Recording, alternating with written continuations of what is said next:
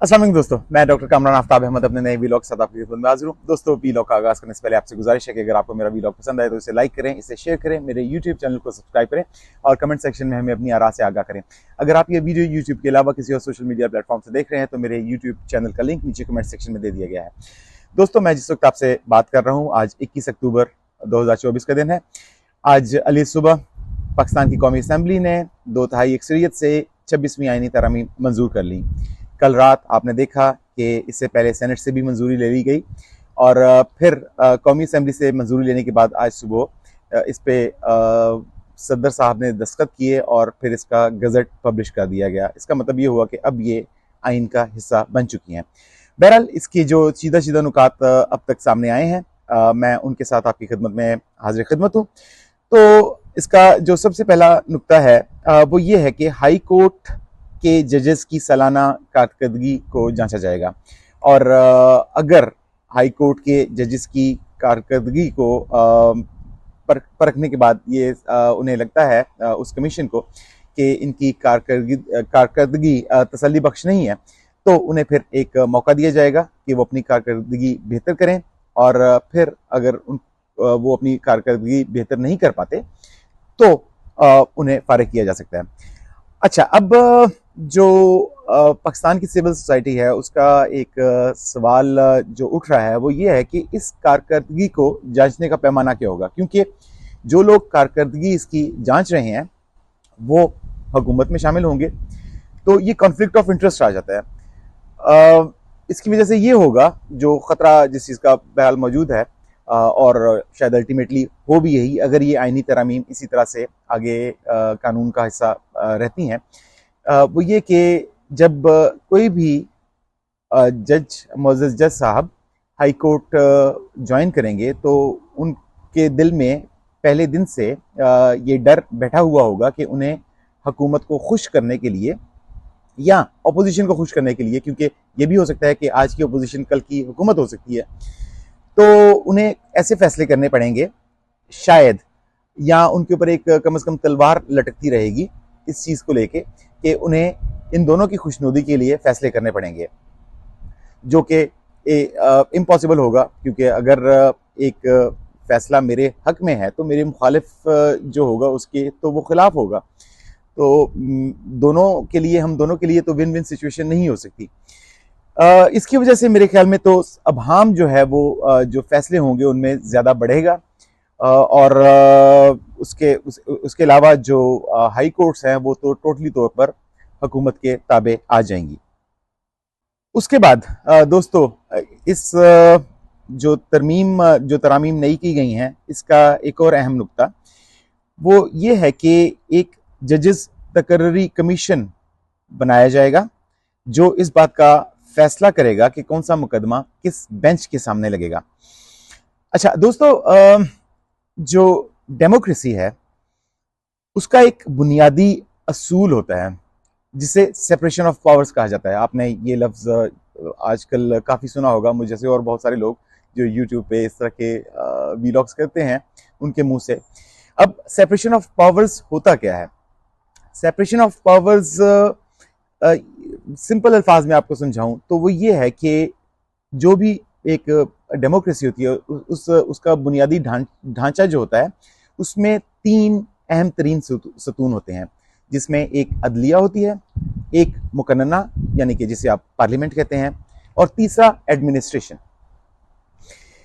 तो ये बड़ा ज़रूरी है कि इनकी जो बाउंड्रीज हैं वो बड़ी वेल डिफाइंड हों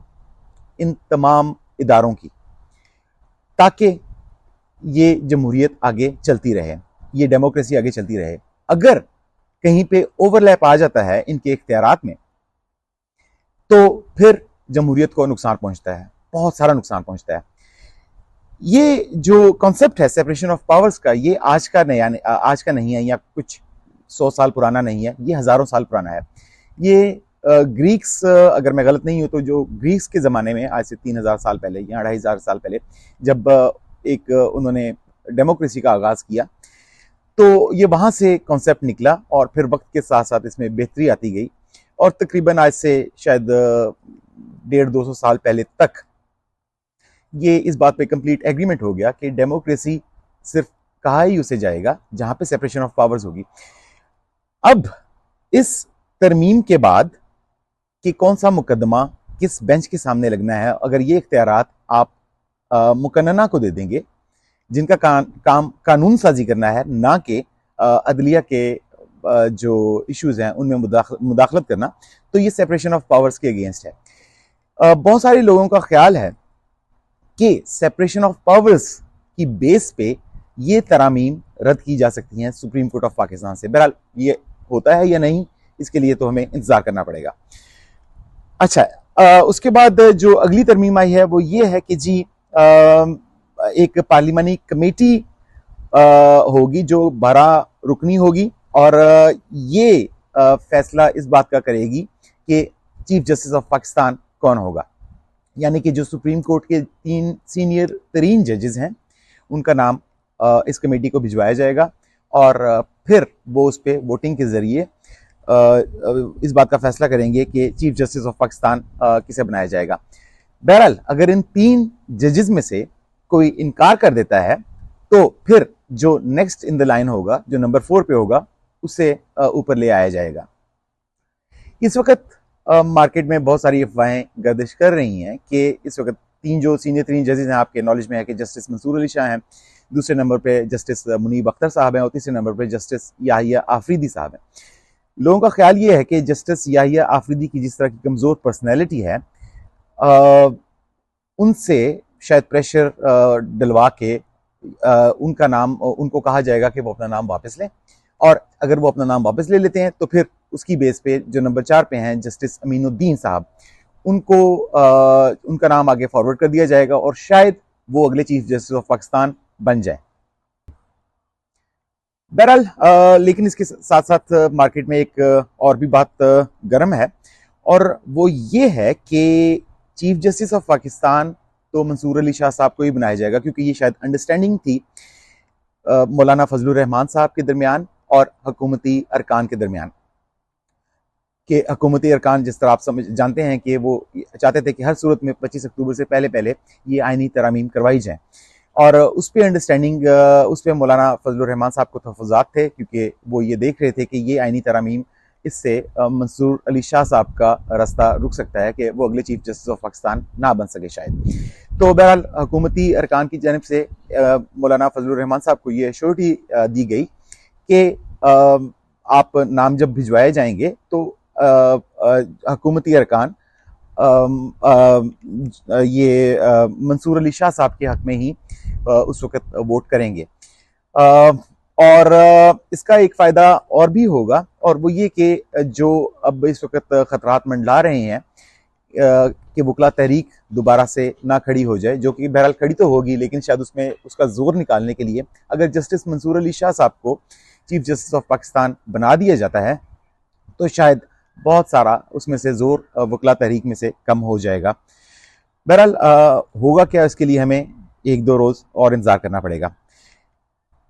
अच्छा, एक और जो तरमीम की गई है वो ये है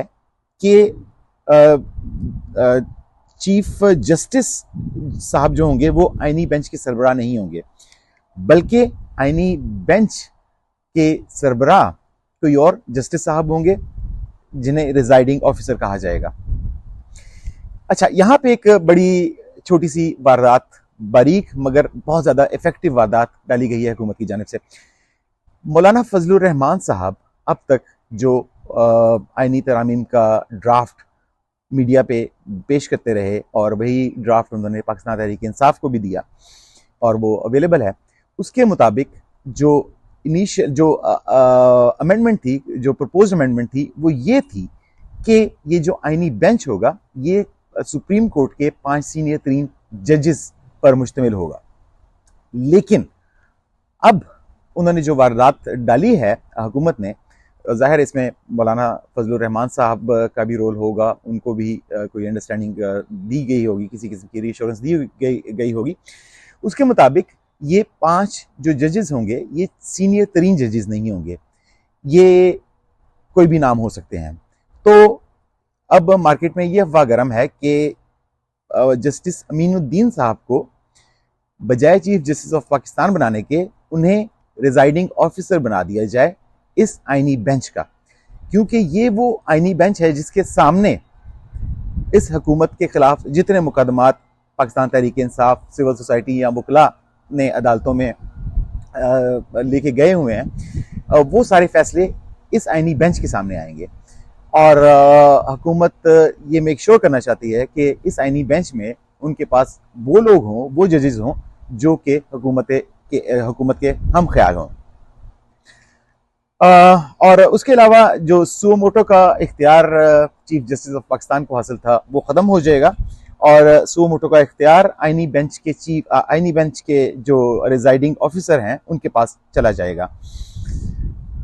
फिर इसके अलावा ये भी तरमीम के जुडिशल कमीशन इस बात का फैसला करेगा कि कौन सा मुकदमा आईनी है और इसे आईनी बेंच को भेज दिया जाए और कौन सा मुकदमा आईनी नहीं है और वो सुप्रीम कोर्ट में रहे। तो बहरहाल अब इसके कॉन्सिक्वेंसेस तो डेफिनेटली समझने के लिए हमें उसका हमें इंतज़ार करना पड़ेगा। वक्त के साथ साथ नई चीज़ें जो है वो हमें नज़र आएंगी इन तरामीम के नतीजे में। बहरहाल मुझे मुस्तकबिल करीब में पाकिस्तान का जो सियासी मंजरनामा है उस पर बहुत ज़्यादा एजिटेशन और बहुत सारी जो है वो मुझे स्ट्रीट पॉलिटिक्स और पावर पॉलिटिक्स जो है वो होती हुई नज़र आ रही है। अब होता क्या है उसके लिए हमें इंतज़ार करना पड़ेगा। तो दोस्तों मुझे अपनी दुआ में याद रखिएगा और अपना ख्याल रखिएगा। पाकिस्तान जिंदाबाद।